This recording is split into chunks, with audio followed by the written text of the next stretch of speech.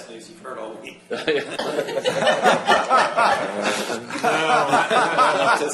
Whitehouse trumps all that. I agree wholeheartedly with Mr. that. Whitehouse sentiment, has so trumped all that.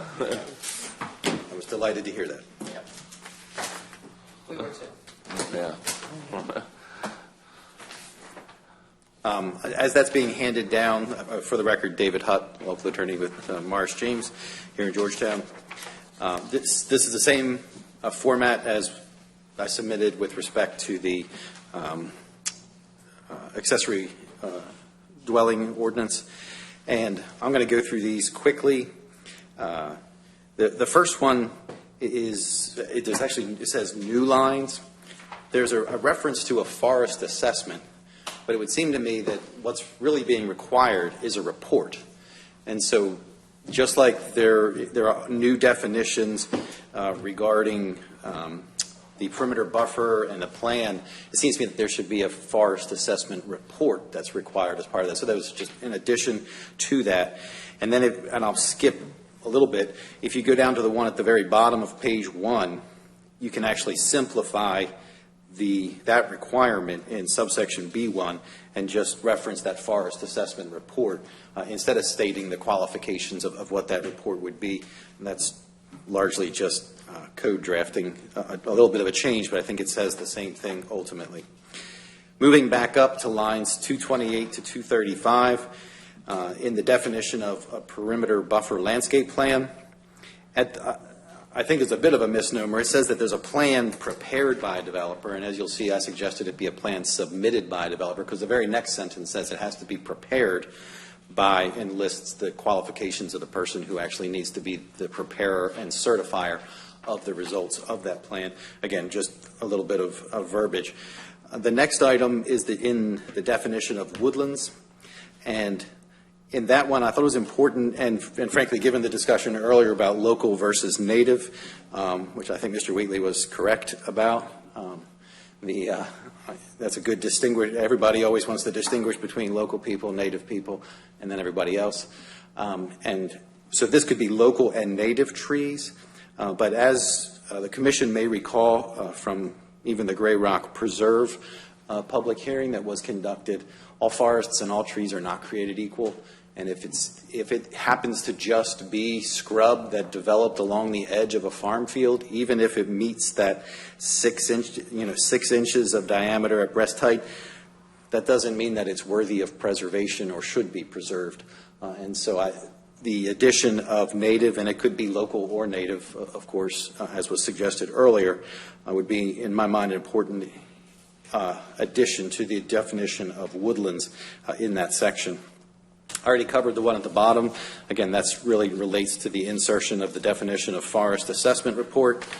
Moving to lines 348 to 352, that again is the insertion of the word native. Again, could be local and native, and that I think is also consistent with the balance of that section that talks about invasive species. But I would say that a tree may not be local or native, and it may also not be invasive. So this would cover a broader range of categories in that. Lines 376 to 378, that relates to when a property has been cleared within 5 years, or a portion of a property has been cleared within 5 years of the development project. And what I added there was to clarify that it could be a separate off-property site. That's stated in other sections, but wasn't as clear to me in that section as it may otherwise have been. Listening to the discussion this afternoon, it appeared to me that the goal of that is to conserve forest. And in looking at lines 373 to 381, all the references in those code provisions are to new woodlands. So you'll see the term new woodlands referenced throughout. And I would suggest, and this is not in the piece of paper that's in front of you, but I would suggest that perhaps in addition to a developer having to create, or an alternative to a developer having to create a new woodlands, they could purchase an existing woodlands in that same geological code that's there at 2 times the replacement acreage and place that conservation easement on it. so that it doesn't require that a person plant a new forest, but the county still gets the benefit of a preservation of perhaps an existing forest, which may be even more valuable. I think that's better. As correct. The forest already exists. You're not waiting for it to grow. That is not in here, but given the discussion that I've heard this afternoon, it was a note that I wrote to myself sitting back there. In the next section, subsection C5, 422 to 423, it talks about access points to the woodlands, and several of these, there seems to me to be a difference between the definition, the defined term woodlands and the defined term perimeter buffer, and I felt like sometimes those things were switched back and forth. Where perimeter buffer was mentioned, woodlands should be there, in this case, vice versa. Where woodlands is mentioned, it should say perimeter buffer. The next item was, in my mind, it was open-ended. It says that the developer guarantees the full cost of replacement for any trees, shrubs, or existing woodlands. Again, I think that is intended to be the perimeter buffer, but I also think there has to be an end time to that. It can't be that the developer is the guarantor of those things in perpetuity. And so I tied that to another provision that referenced section 9931, which is substantial completion under the code.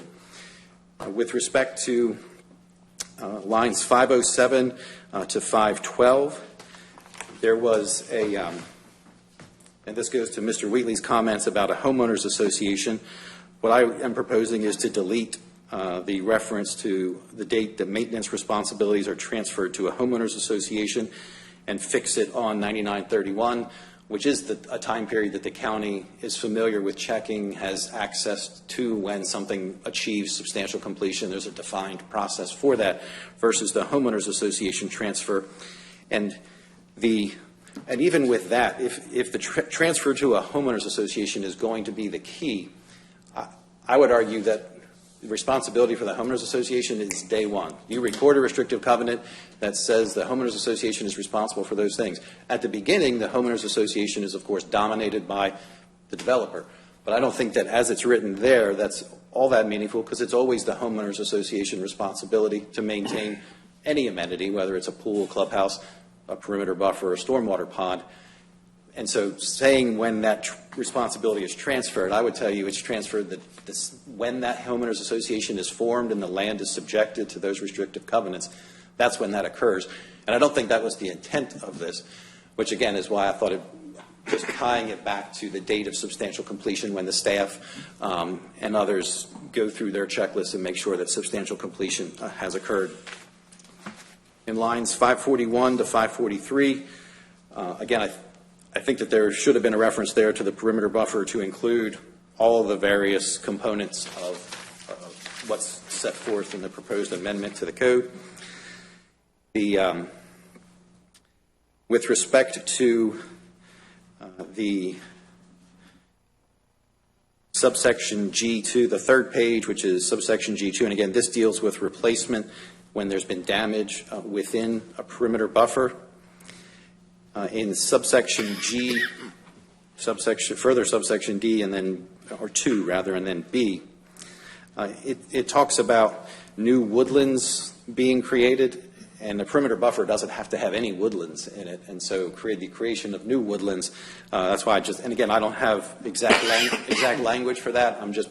You can see the bracketed items that just point out there seems to be a little inconsistency or vagueness there that could be clarified, because there may not be woodlands there. And in addition, the replacement rate of 3 replacement trees planted for every tree removed or damaged, that was of some concern, because if somebody, and there was a reference earlier to someone, who at a public hearing said that they took down some things in the buffer so they would have a better view out their backyard. If someone did that and took down just 1 tree, it may be that it's unhealthy to put 3 trees in the place of 1 tree. We have people here who could probably speak better to that. But 3 trees to 1 tree as just a bare requirement in a defined area, because those trees have to go in the area where the damage occurred or on that property, may not be the right outcome or result for that mitigation process. Those are my comments. You have them. Happy to answer any questions. And again, there was one comment that was not on the sheet, because it was just developed through the discussion here this afternoon. And I made note of that, too. You got 30 seconds left. Good stuff. That is all I have. Good All stuff. good Thank you. stuff. Thank you. Thank you to all of you, by the way. Is there anyone else who wishes to speak?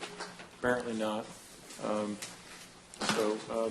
Thank you all for coming. I do want to address one thing because Ms.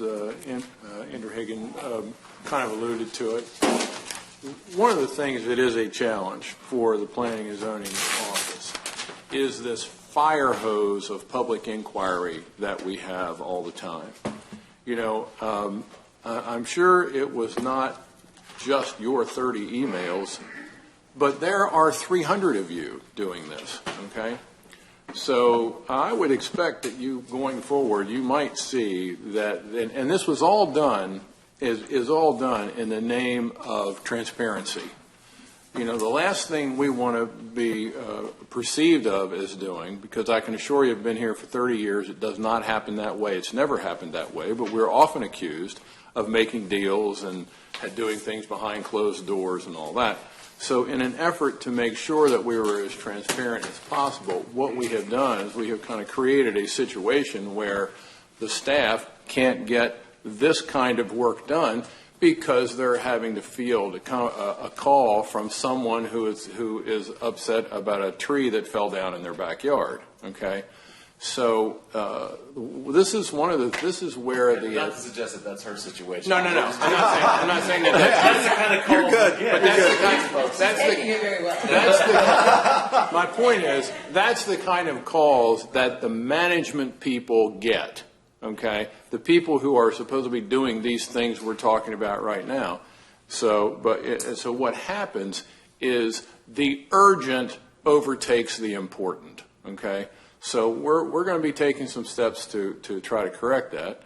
And this also speaks to the importance of the advocacy groups. If you want to have an impact, that's the place to do it because, you know, we understand that when Rich Barrasso gets up to speak, that he's representing several hundred people, maybe 5,000, I think he said, you know, when he's talking about that. So that's, you know, that's important. We get that. We get that. And that's where those groups can really be, you know, of some value and, you know, in that regard. So, you know, again, thank you all for coming. Your comments absolutely are going to be considered. I'm sure that we will hold the record open for 10 days or whatever we normally do. It's usually 10 days to receive written comments. Okay, so if you have anything else you want to submit, certainly can get it into the record. And you know, this is I won't say it's the beginning of the process, but it's still early enough to make a difference. Okay, it's not too late to make changes. That's why we're having a public hearing. Okay, and county council is going to have one too. So if Is there a council hearing date scheduled yet? yeah, I was going to just ask if we could let people know when that's going to be. What is it?